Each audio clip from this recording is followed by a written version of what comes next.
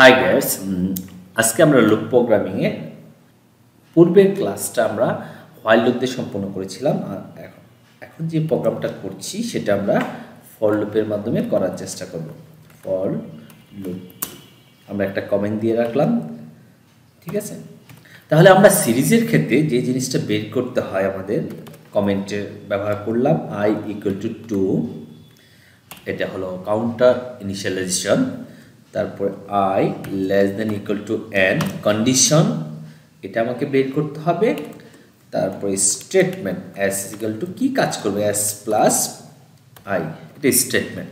আমাদের যদি এখানে গুণের মাধ্যমে কাজ হতো, যে আমাদের বারবার গুণ করতেছে, তাহলে আমাদের কি করতে হতো, বা s = i, যেটাকে আমরা ফ্যাক্টরিয়াল বলে থাকি। s ব্যবহার করতে পারি বা চলক জ্ঞান আমি অন্যটাও ব্যবহার করতে পারি। প্লাস ইনক্রিমেন্ট হলো সে 2 করে বাড়ছে i প্লাস = 2, অথবা i = i প্লাস 2, আমরা এটাও লিখতে পারি। ফর লুপের ক্ষেত্রেও আমরা ব্যবহার করছি প্রথমে লিঙ্ক সেকশন ইনক্লুড, তারপরে আমরা ব্যবহার করছি stdio.h, এটা হলো হেডার ফাইল ব্যবহার করছি। তারপর আমরা ইন্টিজার মেইন ফার্স্ট ব্র্যাকেট, যেটাকে আমরা প্যারেনথেসিস বলে থাকি, সেকেন্ড ব্র্যাকেট দিয়ে ফাংশন ডিফাইন করছে। তাহলে আমাদের প্রোগ্রাম করতে হলে প্রথমত কাজ করতে হয়, ডিক্লারেশন করতে হয় ইন্টিজার i, কমা, আর কি ব্যবহার করছি, s ব্যবহার করছি, s = 0, যেহেতু আমরা যোগ করছি s এর মান 0। আমরা যদি গুণ করতাম তাহলে s ধরলে সেটা s = 1 হতে হতো, কারণ গুণের ক্ষেত্রে 1 যদি না ধরি তাহলে বারবার গুণ করে সে 0ই হয়ে যাবে। এবং কমা দিয়ে আমরা আরেকটা চলক হলো n, শেষ পদ। আমরা ইনপুট নেওয়ার পূর্বে printf দ্বারা আমরা কি করতে পারি, printf ডাবল কোটেশন, আমরা লিখলাম enter the value of n এবং লাইন শেষে সেমিকোলন। এটা হলো তার সিনট্যাক্স। scanf কন্ট্রোল স্ট্রিং, যেহেতু ইন্টিজার নিয়েছি মডুলো d, আর যদি ফ্লোট নিতাম তাহলে f, ক্যারেক্টার হলে c। আমাদের চলকের মানটা যেহেতু ইন্টিজার, তাহলে আমরা মডুলো d নিচ্ছি অথবা i নিচ্ছি। কোটেশন শেষ, কমা, অ্যাড্রেস হলো মেমোরি ঠিকানা বা মেমোরি লোকেশনের নাম, তারপরে হলো সেমিকোলন। ফর লুপের স্ট্রাকচারটা যদি আমরা একটু দেখে আসি, ফর লুপের স্ট্রাকচারটা হলো আমাদের এই হলো তার স্ট্রাকচারটা। ফর লুপে কি থাকতে হয়, তিনটা জিনিস। আমরা যে চারটা জিনিস খুঁজে বের করি এর মাঝে তিনটা জিনিস, for counter initialization, condition, increment, decrement. তাহলে কাউন্টার ইনিশিয়ালাইজেশন থাকতে হয়, তার ভিতরে কন্ডিশন থাকতে হয় সেমিকোলন দিয়ে, তারপরে আমাদের ইনক্রিমেন্ট ডিক্রিমেন্ট থাকতে হয়। দেন সত্য হলে সেই স্টেটমেন্ট, মানে কি ধরনের কাজ করবে সেটা হলো স্টেটমেন্ট। তাহলে আমাদের চারটে জিনিস পেয়ে গেলাম। তাহলে ফর ফার্স্ট ব্র্যাকেট i = 2, এটা হলো কাউন্টার ইনিশিয়ালাইজেশন। তারপরে থাকছে i <= n কন্ডিশন, তারপরে থাকতেছে হলো i প্লাস =2, এটা হলো increment.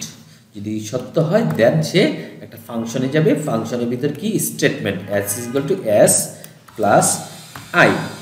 For loop while loop কাছাকাছি, জাস্ট স্ট্রাকচারটা একটু চেঞ্জ হচ্ছে, কিন্তু ঘটনা বা কার্যক্রমগুলো একই। আমরা ওটা প্রথম ভিডিওটা দেখে নিলে সেটা কাজটা সহজ করবে আশা করি। আমরা s প্লাস i সে যুগের কাজ করছি, এবং কন্ডিশন যত পর্যন্ত সে সত্য হবে সে এই কাজটা করতে থাকবে।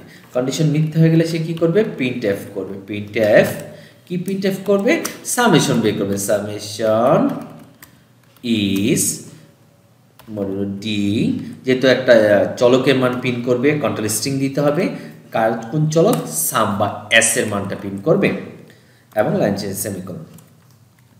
এখানে আমরা ক্লিয়ার করার জন্য গত ভিডিওতে আমি দিয়েছি যে ক্লিয়ার করার জন্য ch দিতে পারি, রিটার্ন আমরা 0 দিচ্ছি। রিটার্ন যে কোনো ভ্যালু দেওয়া যায়, যে আমাদের প্রোগ্রামটা শেষ হয়ে গেছে এটা আমরা রিটার্ন 0 দিতে পারি, অথবা রিটার্ন 1 2 3 বা যে কোনো সংখ্যা, ইন্টিজার সংখ্যা ব্যবহার করা যেতে পারে। তাহলে আমাদের প্রোগ্রামটা শেষ। আমাদের প্রোগ্রাম শেষ হয়ে গেলে আমাদের কি করতে হবে, দেখতে হবে এখানে আমাদের প্রোগ্রাম থেকে বিল্ড এন্ড রান করতে পারি। বিল্ড এন্ড রান করলে আমাদের প্রোগ্রামটা রান হয়ে যাবে, এবং যদি প্রবলেম না থাকে, যদি কোনো সিনট্যাক্স প্রবলেম থাকে, সে তাহলে বিল্ড এন্ড রানের ক্ষেত্রে সে এরর দেখাবে। এখানে আমরা মান 10 দিলে আমাদের সামেশন ইজ 30 চলে আসবে।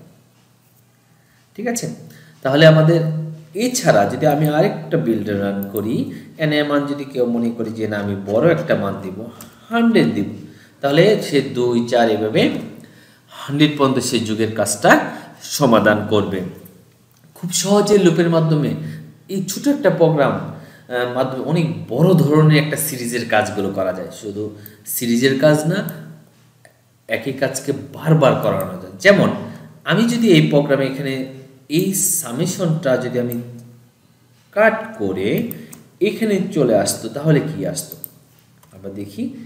যেহেতু এই সত্য হলে ফাংশনের ভিতরে কাজ করে, একটা হলো যুগের কাজ করে, সামের মান প্রিন্ট করে, এবং আমি এখানে ব্যাকস্ল্যাশ n দিচ্ছি বোঝানোর সুবিধার জন্য, ব্যাকস্ল্যাশ n।